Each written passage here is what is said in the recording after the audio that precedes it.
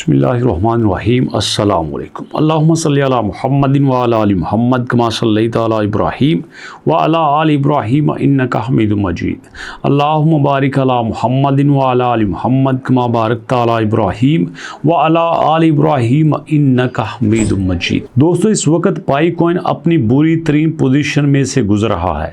ना कोई बड़ी एक्सचेंज इसको लिस्टिंग के लिए मान रही है, ना इसके पास कस्टमर आ रहा है, ना इन्वेस्टर आ रहा है, ना इसकी टीम अपने टाइम पे अपडेट दे रही है और ना ही फ्यूचर के बारे में किसी ऐसी चीज़ का हमें इंतज़ार है, उम्मीद है जो बाई को वापस लेके जा सकती है। तो फिर सवाल ये बनता है, क्या इस बात का 1% भी यकीन है? क्या इस बात का 1% भी उम्मीद है कि पाई कॉइन यहाँ से वापस जा सकता है? तो दोस्तों, इसका ज़रा थोड़ा सा टेक्निकल एनालिसिस करते हैं।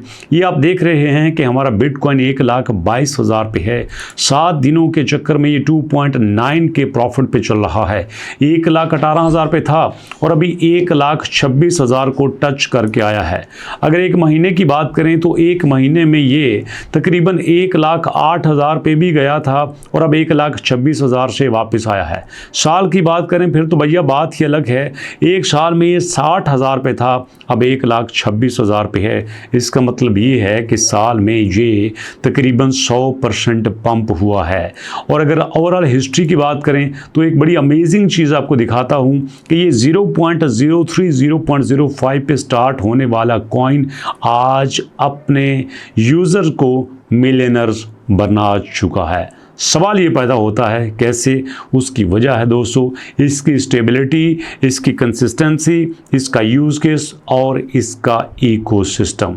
ये देखिएगा कि जब पाई कॉइन लॉन्च हुआ था स्टार्ट में तो कोई इसको पूछता नहीं था, लेकिन एक वक्त आया कि आपके पास तकरीबन 2021 में ये अपनी पीक के गया था। 66,000 प्राइस पे ये बड़े अच्छे तरीके से चल रहा था और फिर अचानक ये वापिस आया तकरीबन 16,000 पे। आप बात को समझने की कोशिश करना, अगर आपका एक कॉइन 66,000 पे हो तो 66,000 में अगर ये 50% डंप कर जाए तो ये आता है भैया 33,000 पे। अगर ये उसमें 75% डंप कर जाए तो ये आता है भैया 17,000 पे। अगर ये 80% डंप कर जाए तो ये आता है 16,000 पे या 15,000 पे।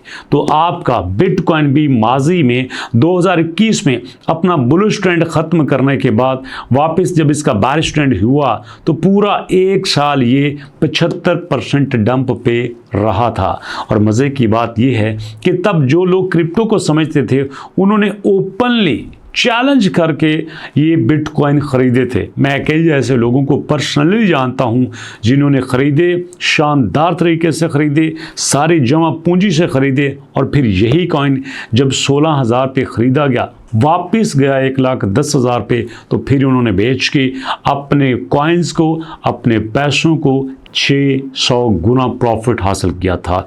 ये होती है स्ट्रेटजी। मैंने एक एग्जांपल आपको दी है, यहाँ पे आपको पूरी तसल्ली से सारा कुछ समझा के जाऊँगा। यहीं पे आ जाते हैं दोस्तों BNB में। आपको पता है BNB एक बार जो है 650 टच करके आया था और ये बात है 2021 की, लेकिन उसके बाद ये वापस आ गया था तकरीबन 200 के ऊपर और 200 के ऊपर बड़ी देर रहा था। फिर ये वापस आया 650 से 550 के ऊपर, 600 के ऊपर। मज़े की बात यह है और फिर ये तकरीबन 2022 से लेकर 2024 तक ये वापस अपने ऑल टाइम हाई को टच नहीं कर सका था। BNB जैसा बड़ा कॉइन जिसके पास एक्सचेंज भी है, जिसके पास यूटिलिटी भी है, जिसके पास यूज़र भी हैं, जिसके पास बर्निंग का प्रोसेस भी है, और वो कॉइन तकरीबन 2-3 साल अपने बेरिश ट्रेंड में फिरता रहा था। मुझे अच्छी तरह से याद है कि जब मैं इसको देख रहा हूँ लोग कहते थे कि BNB जैसा कॉइन अगर वापस अपने ऑल टाइम हाई पे नहीं जा सका तो शायद कोई भी नहीं जा सकेगा। बट आप देखिए ये वापस आया अपने पॉइंट पे 2025 में। इसको तकरीबन 4 साल लगे थे उस लेवल को अचीव करने में, लेकिन सिर्फ और सिर्फ इसने तकरीबन 1 साल के अंदर उससे 100-150 गुना पंप कर गया था। ये होता है दोस्तों इसकी रिकवरी, और किसी की रिकवरी के बारे में कुछ भी ऐसा कहना पॉसिबल नहीं है जो हम उसके बारे में कोई हतमीरा ही नहीं कह सकते। मैंने आपको बिटकॉइन की एग्जांपल दिया, मैंने आपको BNB की एग्जांपल दिया। इसी के साथ दोस्तों इथीरियम की एग्जांपल भी ले लेते हैं।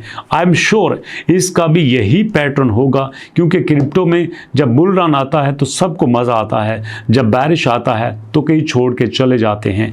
बिल्कुल ऐसे ही जब आपका पाइकॉइन $2 पे आया था तो लोगों ने लाखों डॉलर इकट्ठे किए थे। बेचारे स्टूडेंट जिनके पास 200, 300, 400 पाइकॉइन थे, उन्होंने $2 के बेचे और फिर वहाँ से पैसे खड़े करे, मज़ा किया। और यही बात देखी गई इथीरियम में। आपका इथीरियम एक टाइम पे था तकरीबन 4600 पे, ये 2021 की बात है, उसी टेन्योर की बात कर रहा हूँ, और फिर वापस आया 1200 के ऊपर। ज़रा सोचिए, 12, 24, 36 और 48, ये भी 70-80% डंप हुआ था और फिर अरसा तक रहा था। और फिर एक वक्त ये भी आया 2025 में, तभी वापस आ गया था 1500 के ऊपर। लेकिन देखो आज उसी 2025 में ये 4700 को टच करके आ चुका है। तो इसलिए क्रिप्टो में किसी का एनालिसिस हतमी नहीं होता, कोई प्राइस हतमी नहीं होती, कुछ भी फाइनल नहीं होता।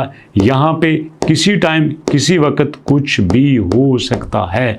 तो इसलिए दोस्तों बी पेशेंट, बी कूल, यहाँ पे जो होना था हो चुका, और वेट रखिएगा, इंशाल्लाह बड़ी जल्दी ये सब कुछ आपके हाथ में होगा। ये इस वजह से नहीं कि मैंने पाइकॉइन स्टार्ट किया था, ये इसकी वजह से है कि आपने मेरी बात को मान के पाई को ख़रीदा था, और मैं चाहूँगा कि कभी भी आपका लॉस ना हो। इंशाल्लाह हम दूसरे प्रोजेक्ट पे भी काम कर रहे हैं, बी नेटवर्क के ऊपर कर रहे हैं, हम इंटरलिंक के ऊपर कर रहे हैं। आपका क्या ख्याल है, कंटिन्यू करना चाहिए यहाँ साथ कुछ और प्रोजेक्ट को ऐड करना चाहिए? मुलाकात करें दोस्तों नेक्स्ट वीडियो में, तो आपके फीडबैक का वेट रहेगा। नेक्स्ट वीडियो तक के लिए अल्लाह की अमान।